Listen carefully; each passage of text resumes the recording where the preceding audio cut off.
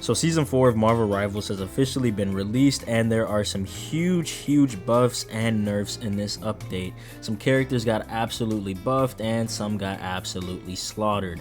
In today's video, I'm going to be talking about the biggest winners of this update, who are the heroes. In the next video, I'll be talking about the zeros, the losers of the update. So without further ado, let's get into the video.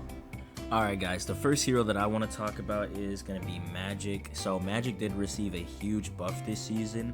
They did remove her anchor bonus damage. It was 15%. They did remove that, but they did compensate with these buffs.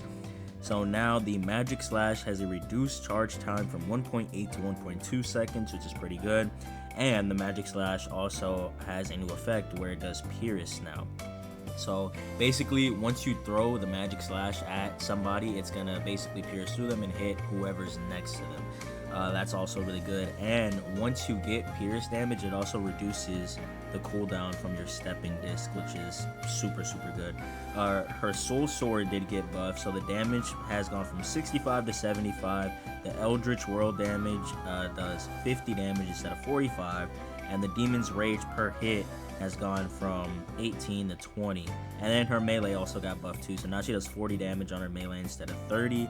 And her Dark Child ultimate ability, the Eldritch Whirl, has went from 35 to 45, and then the Umbral Incursion damage has gone from 135 to 140. So Magic is going to be doing crazy damage now. She's going to be extremely good this season. I feel like in the lower elos, obviously towards like silver to like even like plat, we're gonna see some Magic bans for sure. I don't think she's gonna be like top 3 in the game or anything, definitely not, but she's gonna be good. She's gonna be more viable than she was before.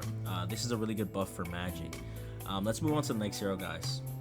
Alright guys, so the next hero that I want to talk about is going to be Winter Soldier. Now, Winter Soldier only got one buff, but this one buff has just made him even better. I feel like he's kind of like Hela, where him and Hela have always been great characters, and every season they just keep getting buffs to make them even better. When was the last time Bucky got nerfed? I don't recall it. Yeah, Bucky's still going to be insane. So basically what the buff is his Trooper's Fist. So it has a new effect now where the second strike applies a 1-second debuff to enemies that are hit. Basically it just prevents them from using mobile abilities, so like, you know, like a shift ability to get away from something basically. So it kind of stuns them for a second. Yeah, Bucky's gonna be insane. I mean, he already is a great character, and this is just gonna make him even better. The cracked Buckys are gonna absolutely abuse this and make you hate him. So yeah, that's Bucky for you.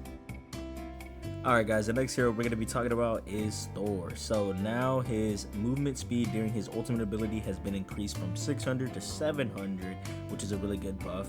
And his ultimate ability, so after it lands, it's going to stun enemies in the surrounding area for 1 second, which is also a pretty good buff. Yeah, overall I just think this is gonna make Thor even better. I think he was already a decent tank, he just needed a buff to his ult, and that's exactly what they did. They gave him the ultimate ability buff, and I think this is gonna be really good. So basically after he lands his ult, if you're in the area of the impact, you're going to be stunned, which is going to allow him to do even more damage to you versus before, how, you know, he would kind of just, you know, be left dry. So yeah, this is a really good buff, and he also has to team up with Angela this season, which makes him even better. So I think Thor's in a really good position this season. I think this is the perfect time to pick up Thor. I might even be picking up Thor. I think he's in a really good position, and yeah, Thor is definitely a W tank to play this season. Alright guys, the next character that I want to talk about is going to be Invisible Woman. Now, Invis has definitely been buffed.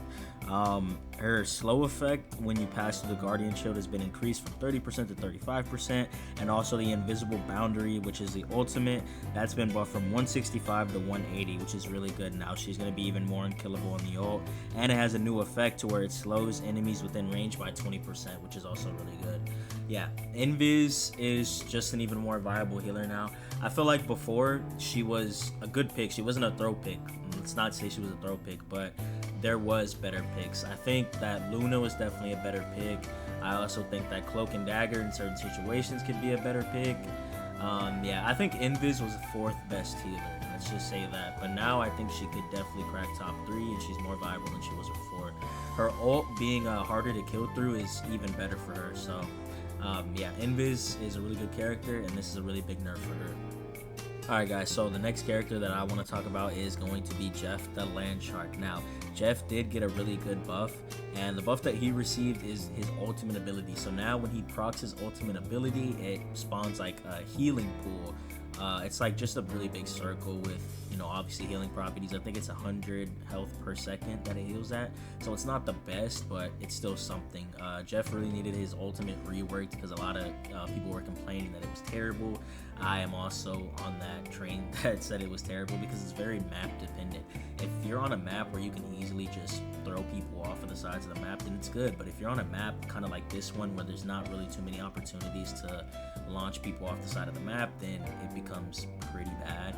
I'm not gonna lie. So now he just gets a healing pool, and that makes him a lot better because now he has a healing hole. So yeah, that makes Jeff a lot better in my opinion. Alright guys, that's going to be my list for the biggest winners of this season 4 update. Let me know what you guys think about this. Don't forget to like, share, subscribe, and do all the good YouTube stuff. I'll be back with the losers of this patch. And with that being said, I'm out. Peace.